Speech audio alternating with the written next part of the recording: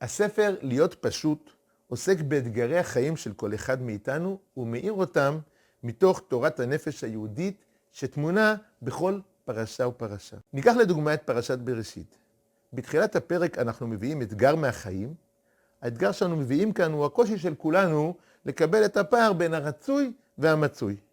התסכול שאנחנו מרגישים כשאנחנו לא ממש מצליחים לעמוד במה שציפינו מעצמנו.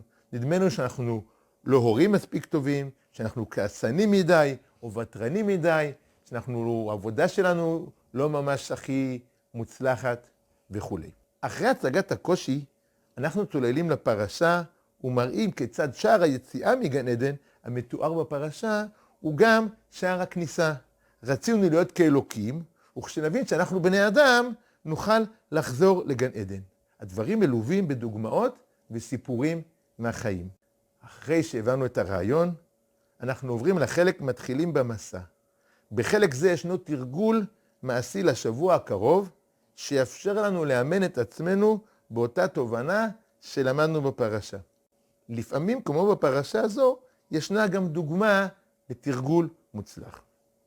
הספר מתאים לכל מי שרוצה להתקדם בחייו האישיים, הוא מתאים גם לדברי תורה חיים, למשפחה, לקהילה ולצבא. הוא מתאים גם לאנשים שאינם דתיים, כי הוא עוסק בסוגיות מהחיים, ומאיר אותם בשפה המובנת לכל אחד.